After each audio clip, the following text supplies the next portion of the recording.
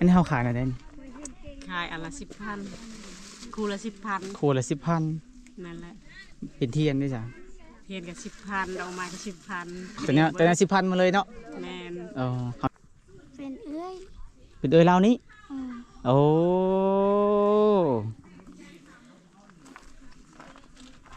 ไหนเขามีแฟนออกมารอบนี้ยังบ่มีแฟนอยู่โอ้ยหาแฟนแม่เฮ้ยมาเถอะนะให้มีแฟนเถอะนะเด้อบ่สลายเขามักผู้สาวบ้านใดสลายผู้สะอาดมักคนอยู่บ้านผู้สะอาดนั่นเลยซื่อสาวหยังนางคูณนางคูณโอ้ถึกใจแห้งอยู่บ่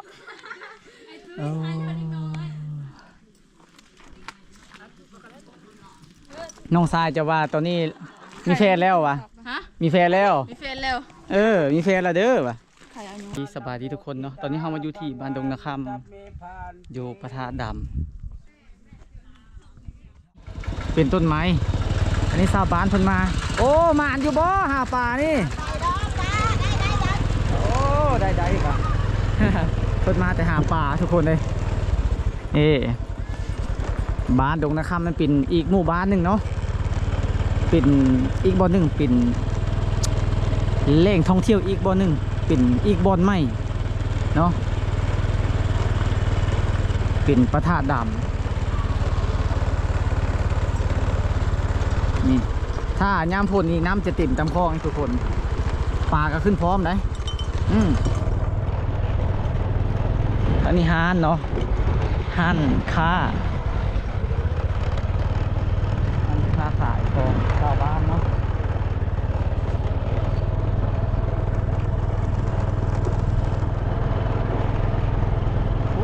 ทางหน้าเจอวัยรุ่นผู้เบ้าบ้านดงนาคำได้นี่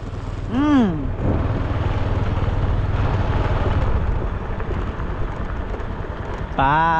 โทมีแต่ผู้เบ้าเลยอันนี้สบายดีสิเจ้าไปพุ่นบ่ปลาแต่ผู้เบ้าเลยนี่พ่อผู้สาวมีว่าอยู่ไหนยังไม่ได้ไปเนาะไปรุ่นทุกคนเนาะไปรุ่นว่าจะเจอผู้สาวเพิ่นว่ามีผู้สาวเข้าหลายอยู่เนาะไปตอนนี้เราจะพาท่านผู้ชมแวะเข้าไปเบิ่งโ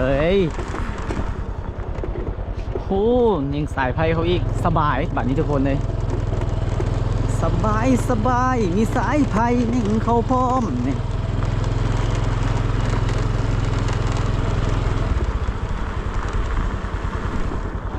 ตอนนั้นมายังบ่ทันได้นิ่งสายไฟเนาะมารอบนี้เพิ่นนิ่งสายไฟเข้าแล้วเนาะเข้ามาฮอดประมาณครึ่งกลางเนาะจะเป็นเดินนะทุกคนเดินเนี่ยบ่เดินทงนาเดินทงนาตอนนี้เฮาแวะเข้ามาพระธาตุดำบ้านดงนาคำเนาะวิวทางล่างเลยว่าสวยงามหลายเด้อทุกคน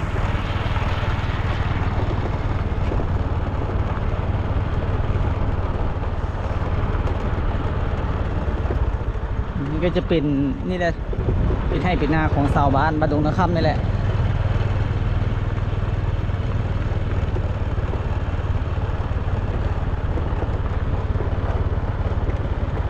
ดิข้างหน้าจะแม่เลยทุกคนนะหอเลยหอ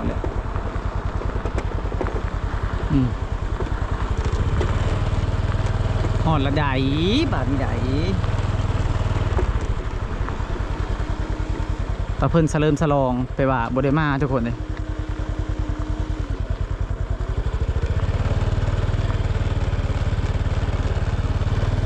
น่าหอแล้ว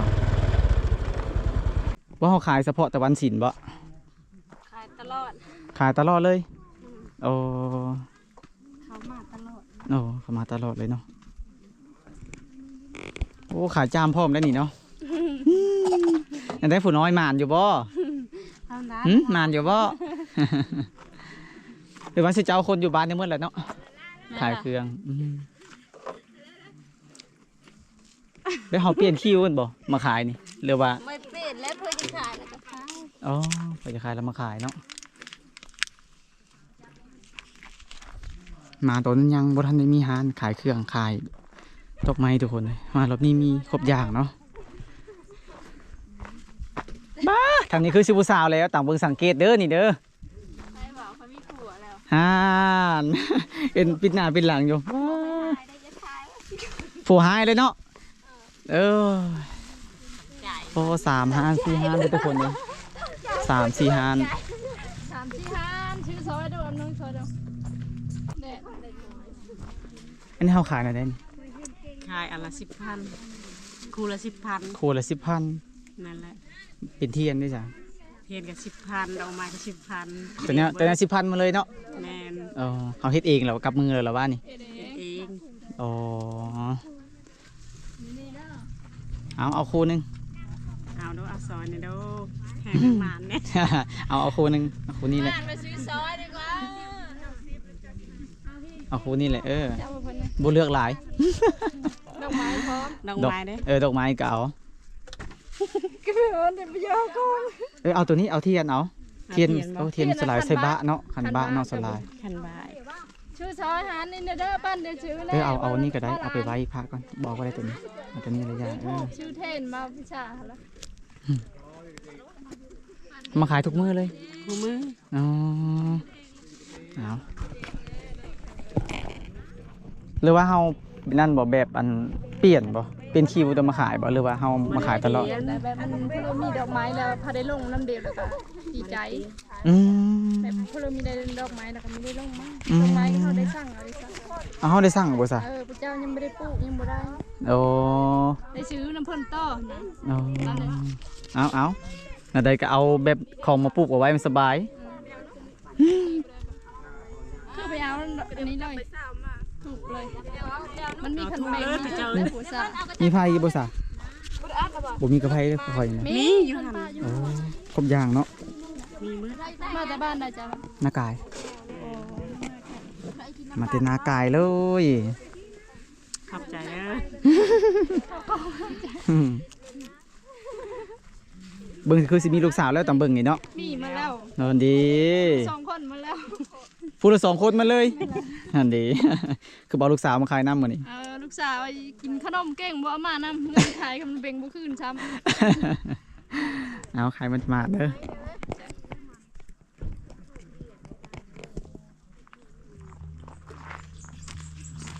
แนวได้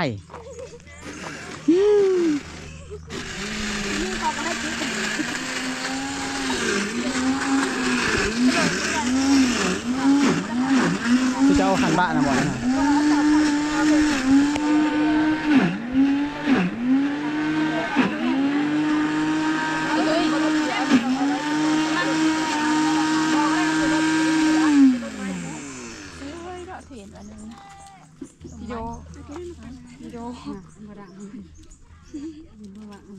พูดดังๆนะเอาหมูแปะซื้ออันนั้นแปะเมื่อกี้นี้ฮะ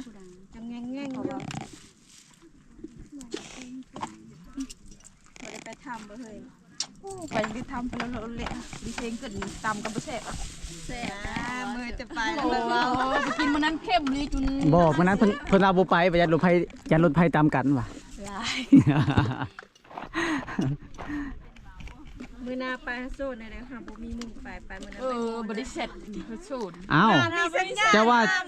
เอาซะจะว่าเมื่อกี้ยันผัวหายว่ะ คือว่ามีลักเกตมามันก็นี่มีได้อย่ามันลัก สาวบันดุงนะครับ นี่ของไผบ่ลักเกตทำมีถ้ามึงเอาก็อันนี้ได้บ่เอา ไปทุกคนไปจะพาท่านผู้ชมมาเวะเบิ่งเนาะตอนนี้เพิ่นอ้อมคำเพลงแล้วเนาะอ้อมคำเพลงคอยแล้ว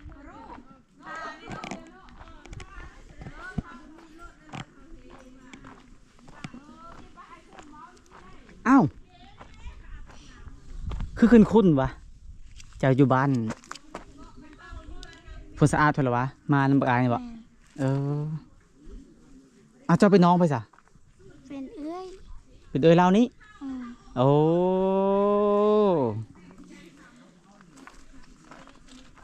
ไหนเฮามีแฟนออกมารอบนี้ ยังบ่มีแฟนอยู่โอ้ยหาแฟนแม่เฮ้ยมาธนาให้มีแฟนในธนาเด้อบ่สลายเฮามักผู้สาวบ้านใดสลาย ผู้ชะอาด มักคนอยู่บ้านโพสะอาดนั่นเลยซื้อสาวหยัง นางคูณ นางคูณโอ้ถึกใจแห้งอยู่บ่โอ้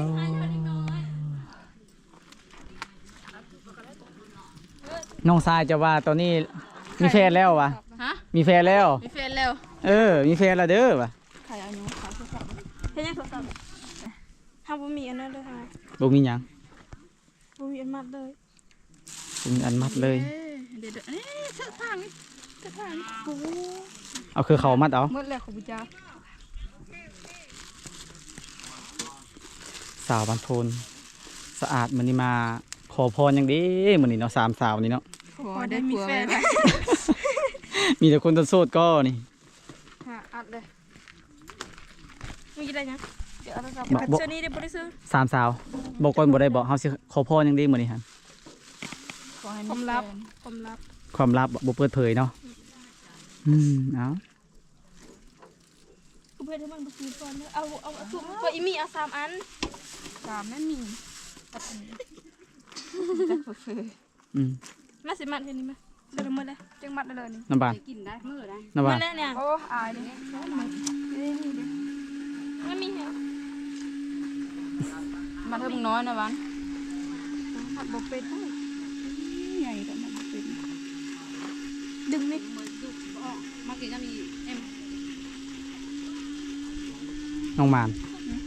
เขามาขอพรอย่างดีมื้อนี้ ขอให้มีแฟน มันโดดแล้วบ่มีแฟนเนาะบ่ได้ลูกได้ผัวนะมุ้ยเนาะ วิดีโอ เฮาจะมาขอพรแบบเดียวเลยไม่ได้ผู้ใบว่า ยังเดี๋ยวดูไปกินพี่บ้าบอกมาน้อยมาไอ้มันเถอะมั้ยคุณจะว่าไปกินเอาดีดูเด้อดูทุกคน สบายดีทุกคนเนาะตอนนี้เฮามาอยู่ที่บ้านดงนาคำอยู่พระธาตุดำ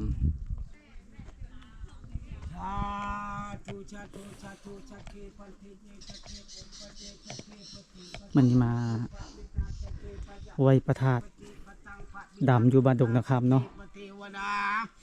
เชิญลงมาจับในพระธาตุอินพรหมคุณพระจันทร์แล้วลงมาเบื้องต้น ชาวบ้านหลายๆคนวันนี้เป็นวันศีล14เนาะ14 15เพิ่นจะ ขัด50,000 กีบ กะเอาแล้วกะส่วนหลายชาวบ้านมันจะมาประมาณ14 15ส่วนหลายเพิ่นลงมาเนาะ บาทดอกแต่มาถวายให้อบตน อีกบ่อหนึงขึ้นกับเมืองไซบัวทอง ใครมีกัจจติจะตังบอกให้พี่เจ็บพี่ไข้แล้วให้พุทธแท้พุทธกระทะไปใจคือเต็มกำคือคำเต็มกอบแล้วพุทธกระชักกาคือเดือดชื่อได้ใครมา เอาเสื้อขยาว บ่บัดนี้เฮาแล้วเฮาไปใส่ต่อบัดมีแต่มืออย่างเดียวบัดนี้เนาะ เยอะน้ำแทงก่อน ใครได้โชคไกลๆนึงไกลๆแบบซ้ำเจ้านั่นเฮาเดือนจากเทื่อเฮามา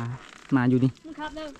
มาเนี่ย แม่ บ้านน่ะมาบ่ได้ครับเลย อ๋อเย็นว่าเฮามาคู่เดือนมาแบบวันศีลใหญ่ไปเฮามาขอพรหั่นนะ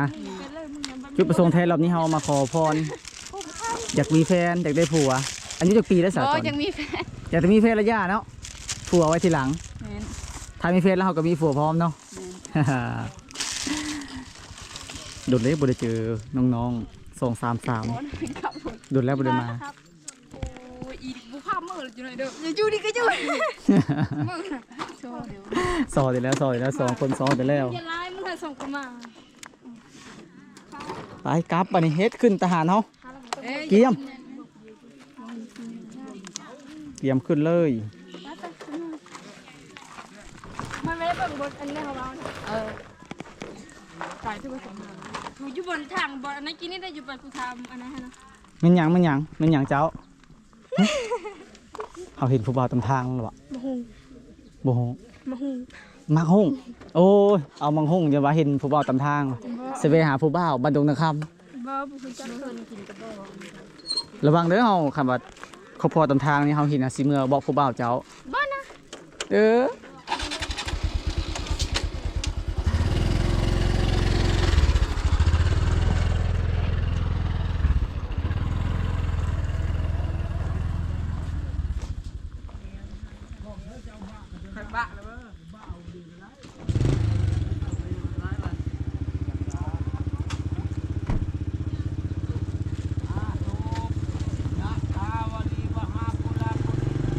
น้องๆมาไหวเนาะพระธาตุดำวันนี้เป็นวันศีล14-15น้องๆนักเรียนบ้านดงนาคำเพิ่นมาโอ้ยมาหลายกำลังทยอยเข้ามาเนาะ กำลังคึกคืนดีเลยทุกคนเลยประทาดบานดงนาคำเนาะขึ้นกับเมืองไซบัวทองจะประมาณทุกคนเนาะกำลังทยอยเข้าไปขอพรเดินทางแต่นี้ไปหาเมืองไซบัวทองประมาณมุก20 ลักหรือว่า18-19 ลักเนาะทุกคนเนาะอักโซลายมันจะเป็นประทาดดำเนี่ยมันอยู่กลางทุ่งนาเลยทุกคนเลยกลางทุ่งนาแบบโล่งนะแบบสบายนะเฮาเนี่ยไปแล้วแบบวิวสวยๆงามๆที่ใดเห็นบ่ข้างหลังมันจะแม่นชาวบ้านเพิ่นมาขายดอกไม้เห็นบ่ตอนมาตอนนั้นยังบ่ทันได้มีห้านตอนนี้มีห้านขายกะเชิญชวนเนาะ FC หรือว่าอยู่ไกลมาชมมาเที่ยวอยู่ที่บ้านดงนาคำขึ้นกับเมืองไซบัวทองเนาะ